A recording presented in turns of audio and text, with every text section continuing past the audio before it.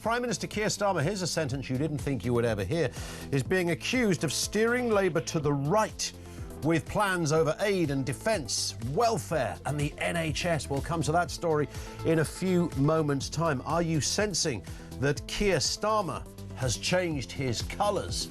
Details on the way. Also this afternoon, Donald Trump is to blame for Britain's financial woes, according to Rachel Reeves, the Chancellor, with the economy shrinking by 0.1% in January. It's all down to Donald, even though he hadn't even been in power at that stage, by the way.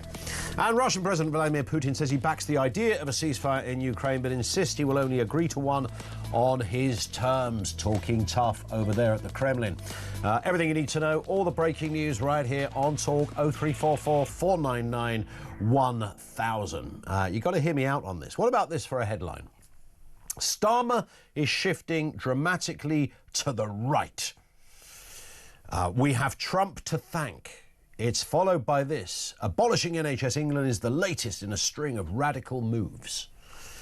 That wasn't some half-wit on Twitter that wrote that, or The Guardian being critical. That is in today's Daily Telegraph. Starmer is shifting dramatically to the right. A paper that is demonstrably right-leaning, for years backing the Tories, of late being incredibly generous to Reform UK and always attacking Labour. Starmer is shifting to the right. We also know that the Mail, the Daily Mail, has endorsed the government's latest move on abolishing NHS England. I mean, no newspaper on planet Earth could be more critical of Labour, but on this they give Starmer the thumbs up. Now, we know that Labour has so far been defined by a crock of lefty nut jobs, taking money away from areas where they know there are no votes, farmers being the obvious one, slightly well-off pensioners, if you can call 11 grand a year well-off. They've been bonkers on Chagos, hopeless on immigration, and more obsessed with human rights than Gandhi, it seems.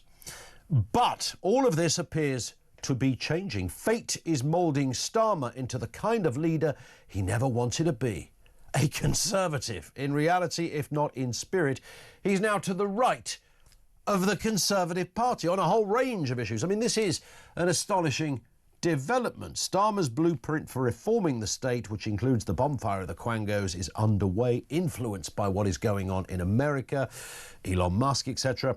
The Telegraph say it is quite something to watch Keir Starmer undo so many lefty Tory policies. I mean, let's have a look at the roll call here. So this is Keir Starmer, all right? Just park for 1 second the bits of Keir Starmer that you pathologically hate, and I know that's probably all of it.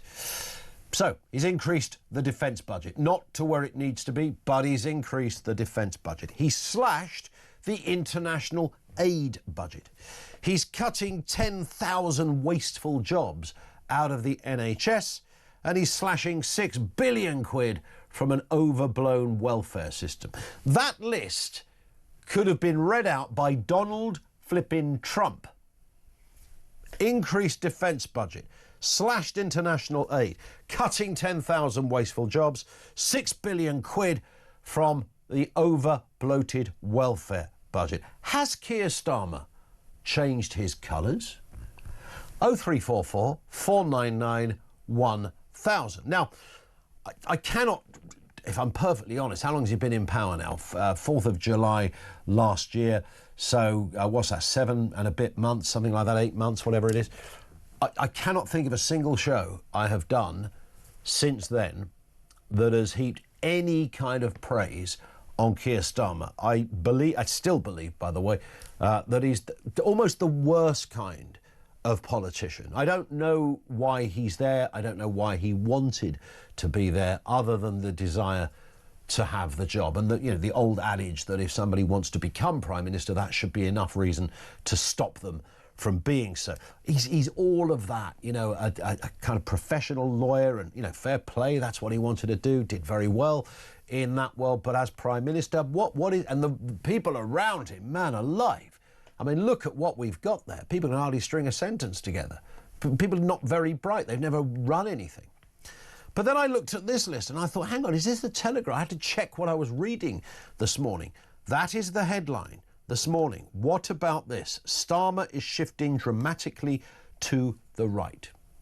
Latest policy endorsed by The Telegraph and also the Daily Mail as well. What the hell is going on? And if you look at that list, even if you are not, and I think a lot of you are definitely not supporters of Keir Starmer, increase in defence budget, Tories did not do that.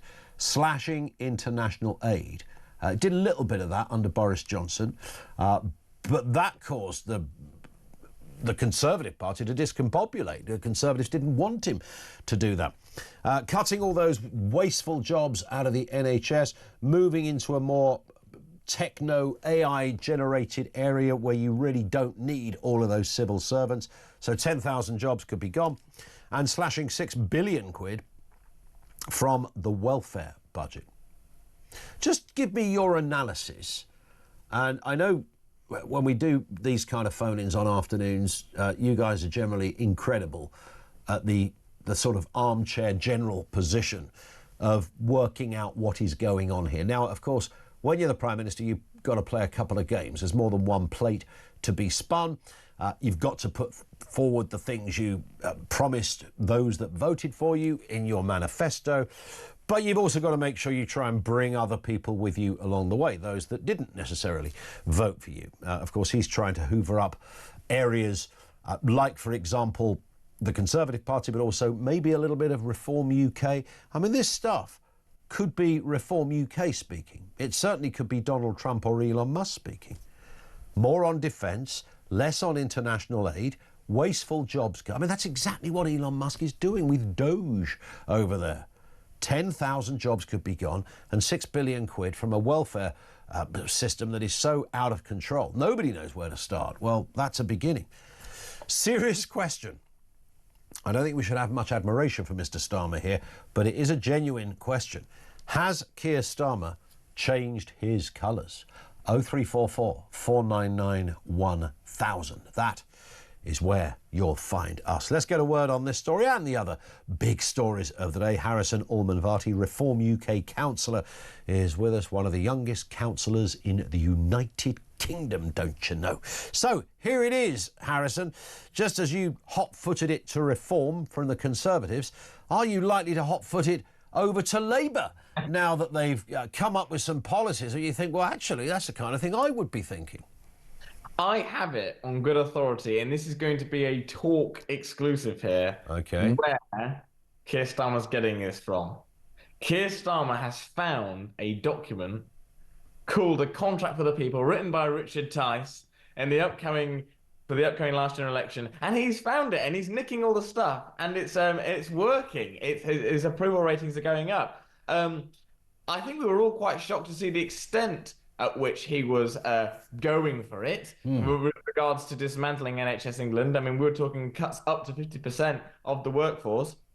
But I say right on. I think if he's going to do it, though, do it properly. There was a question, by the media by saying, are you going to cut, diversity, equality roles? And he was a bit like, no. So it's like, if you're going to do it, Mr. Prime Minister, go for it. And let's not let the vacuum filled with more quangos and useless job roles. So I really hope he can follow through on it. But he's been inspired by Reform UK, so right on. But obviously that's a consequence of having your policies out on the table. People it's magpie territory, right? And people come on and they just nick stuff. Let's have a listen to Starmer. This was him speaking yesterday with his latest radical proposal on the NHS. The NHS should be taken by an arm's-length body, NHS England. And I can't, in all honesty, explain to the British people why they should spend their money on 2 layers of bureaucracy. So today I can announce we're going to cut bureaucracy across the state, focus government on the priorities of working people, shift money to the front line. So I'm bringing management of the NHS back into democratic control by abolishing the arm's-length body NHS England. And Harrison, when you see titles like the Daily Telegraph and the Daily Mail say, yep, this is a great move, you have to say, well, something has changed in Keir Starmer. Yes, he might have found the old Richard Tice blueprint of success somewhere flying around the corridors of Westminster, but this is seismic, and so is increasing defence spending, and so is slashing international aid, and so is getting rid of a ballooning welfare system. There is one difference. I remember I had a meeting a few months before the general election with a relatively well-known Conservative member of Parliament, and I discussed with her quite a commercial idea on how the NHS could raise funds with local trusts. And she kind of laughed and said, it's a great idea, Harrison, but we would never do it.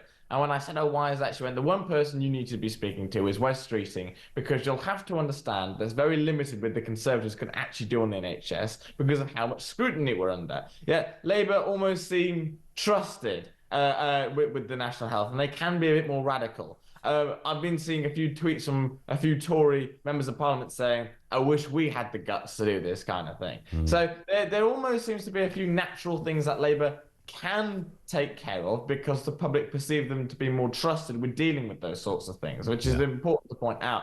But some of this stuff is more conservative than what the Conservatives did. Like, for example, the reduction in foreign aid or international development money, whatever you call it. That was then criticised by people like James Cleverly, who wanted to be the leader of the Conservative Party.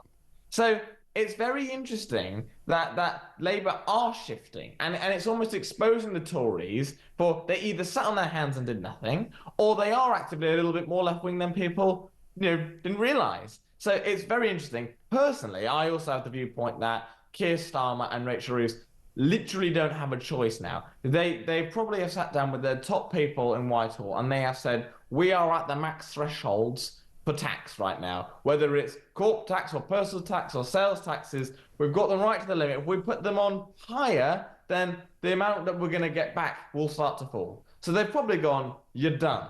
And they said, you need to start thinking of other ways to save money. And this is probably one of them. And I think this is an indication of what's to come in the upcoming spring statement by the Chancellor. I think this is going to be a case of where can we save money, inspired by Trump and Musk, rather than where else can we increase tax, where they know there just is no more opportunity to raise tax. Yeah. Let's move to this story because it's kind of connected and sort of goes slightly against this idea that maybe they're taking a leaf out of Donald Trump's books, because today Rachel Reeves, the Chancellor, is hinting that Donald Trump's trade tariffs may have played a role in Britain's economy shrinking by 0.1% in January, spectacularly forgetting, of course, that Donald Trump wasn't really in power in January. So I'm not quite sure, well, until the 20th at least, and no tariffs had been introduced at that point. I mean, what game is she playing here? Is it just the classic political blame game? I think Rachel Reeves will find all 8 billion people on this planet to blame before it's herself. Look, you've got to think, why is the economy shrinking? Don't get me wrong, there are a couple of things where I think, yeah, they're on the right track, but most of it, they're still way behind. And I think they still haven't discovered certain paragraphs of the Reform UK document, like, for example, net zero. It's a massive case of self-harm, and there are such easy wins by scrapping elements of net zero. I think as well, in regards to Donald Trump, I'm guessing she's hinting at maybe tariffs, but you're right to point out that this figures came from January. So I'm not really sure how she's drawn those two together. But I personally think it's a blame game. She'll find anybody but herself to blame. And there's lots of, the last time she stood up and took control, she increased taxes on literally employing people. Yeah. So that is going to have a negative effect on your economy.